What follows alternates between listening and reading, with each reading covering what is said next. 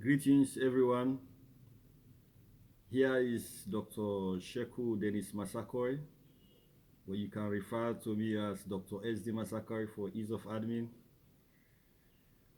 I am a practicing general surgeon at the 34 Military Hospital, Freetown, Sierra Leone, a Mac Foundation alumni, a fellow IVLP, Washington, D.C., United States of America 2022 cohort, and a current student specialist diabetologist at the University of South Wales. In this episode, I will be addressing you, the general public, and more specifically, people living with diabetes, and of course, people living with diabetes even without knowing they have it.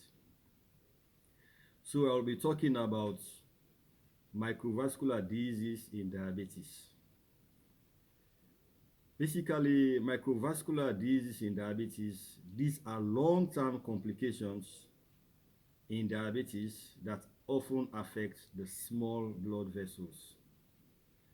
And the three main targets of these conditions are: one, the eyes, one of the most valuable organs in our body, the eyes. This often affects the eyes. In technical terms, we refer to that as diabetic retinopathy. And the second target for these long-term complications, microvascular complications, are the kidney. The kidney is where often our body processes, the fluid to turn into urine that we urinate, that we get out whilst urinating. The kidneys are the second culprit, and in technical terms, we refer to those as diabetic nephropathy. The third, but not the least, are the nervous system. The nervous system, I often like quoting, Brand, who once said, "Pain is the greatest gift from God."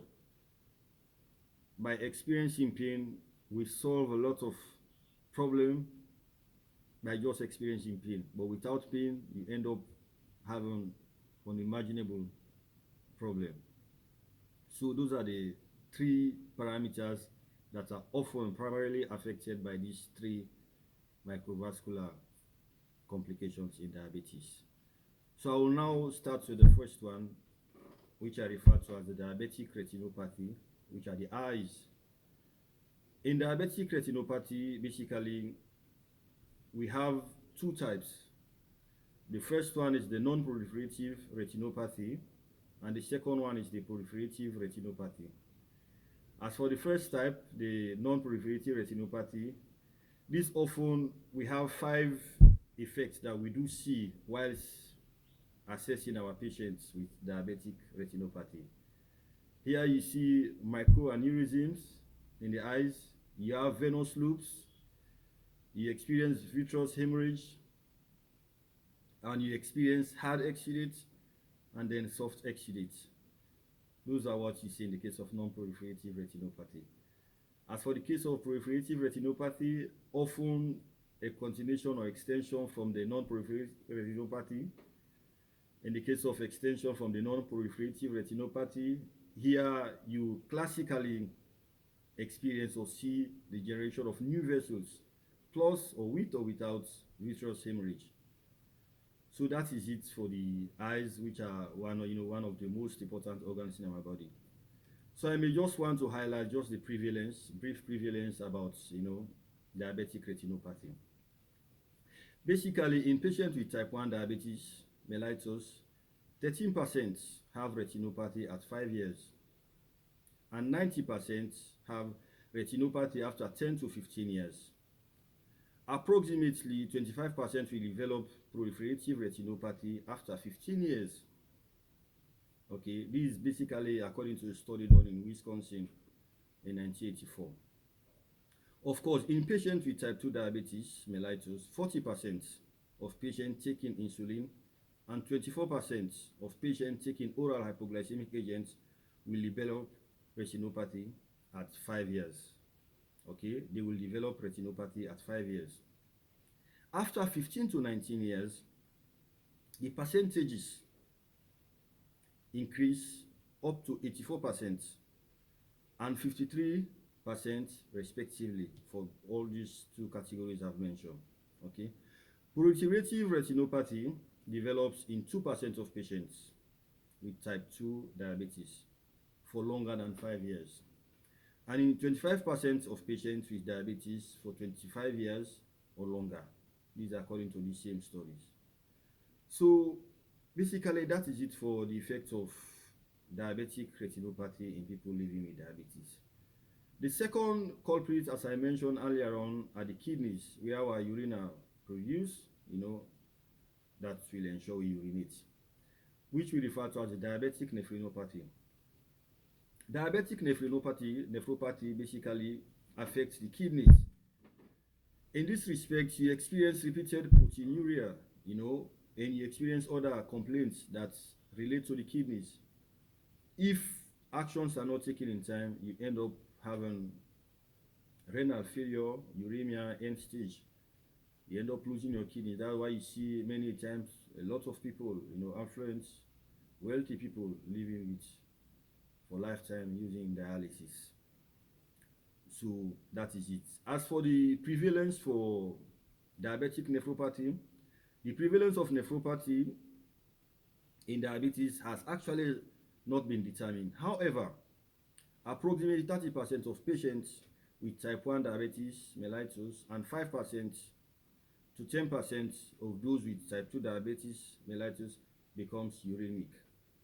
That one is according to Friedman in 1990, okay, in the theory and practice of diabetes mellitus in relation to kidneys.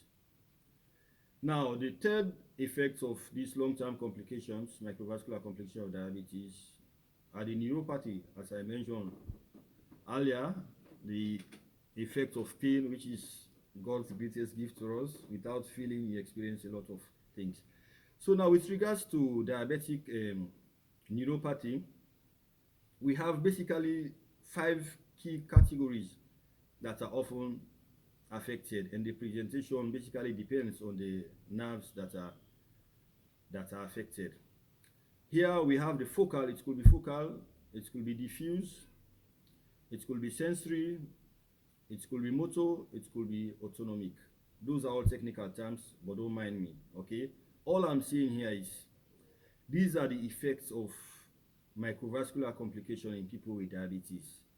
So what you need to do, if you experience at any point, say you are experiencing some tingling sensation in your limbs, pain, numbness, cramps, or during your pleasure moments, you are finding it difficult to have sensuality in your intercourse session, those are all wake-up calls for you to report to the nearest health center, so you could be interrogated, investigated, and referred to the appropriate setting that will eventually do thorough assessments, investigations, and then treat you, so that you end up resulting to this end, result of most of these conditions I have mentioned. Okay. Of course, for neuropathy, the prevalence of neuropathy in patients with diabetes is just about 7% at 1 year, increasing to 50% at 25 years. This for both type 1 and type 2 diabetes. Okay. So for this first episode of my presentation, targeting the general public and more specifically people with diabetes, my take-home message is for you to pay attention to some of these minor presentation or complaints or experiences that will set in before resulting to this full-blown, condition. You're experiencing difficulty in your eyes, you're experiencing some itching, difficulty to see as you usually experienced before, or you're having problem with your feelings of loin pain, you are having difficulty in urination, the color of your urine changes, all those minor pointers that will lead to kidney problem, or say you're experiencing numbness in the case of neuropathy, having pain, cramps, and the likes, or during intercourse, find it difficult to have, adequate sensation and the likes. Please, my take-home message in this first episode is to please report to the nearest health center, so you could be investigated and referred to the appropriate body, so you could be rescued from having full-blown experience of the outcome of these microvascular complications experienced in diabetes. You see, basically, I've seen a lot of people losing their sight, ending up in lifetime dialysis, having surgery for amputation, as in my current practice at the 34 Military Hospital, Freetown, Sierra Leone. I've done series of amputations, in people having this full-blown diabetes. So in essence, I just imagine if they had been picked up earlier, what could have happened? You would end up losing your limbs and the likes. So, quoting the famous American philosopher Norman Vincent, he says, and I quote, "And if the mind thinks with a believing attitude, one can do amazing things." So I am very confident for all of you listening to this first episode will definitely take the good message from this first episode and spread it out to your loved ones and tell them to know that when you are experiencing difficulty in your eyes seeing, blurred vision, some itching sensation, the color of your eyes changing, red, light of blood vessels, or you're experiencing the color of your urine changing, you're experiencing pains in your loins, and of course you're experiencing numbness in your hands, your limbs, your feet, pain, numbness, cramps, all those minor pointers, including having difficulty in your sexual urge, you're having diminishing sensation, all those parameters, please advise them to report to the nearest health center so they could be investigated and referred to the appropriate body who will intervene, do a thorough assessment, thorough investigations, and then manage them so that they will prevent them from experiencing full-blown effects of these long-term microvascular complications in diabetes. So I would like to close up by, referring to Hong Di in China 2600 before Christ, who says superior doctors prevent disease, whereas mediocre doctors treat the disease before it is evident, and inferior doctors treat the full-blown disease. For a long time now, I have been, say, the inferior doctor, treating the full-blown, condition of our disease. As I mentioned earlier, I've done series of amputations and the likes, and that thick, offensive and everything. I've been in that setting for a while now. I actually want to move from being that inferior doctor, just treating the full-blown condition of the disease, and move up to the superior doctor level. And I want to demonstrate that by establishing an interdisciplinary diabetic health hospital in the Republic of Sierra Leone, wherein I will not just only handle the full-blown conditions of patients suffering some of these long-term complications, but rather organizing series of education program and session to ensure we teach the public so that they will prevent them arriving late when the disease is full-blown.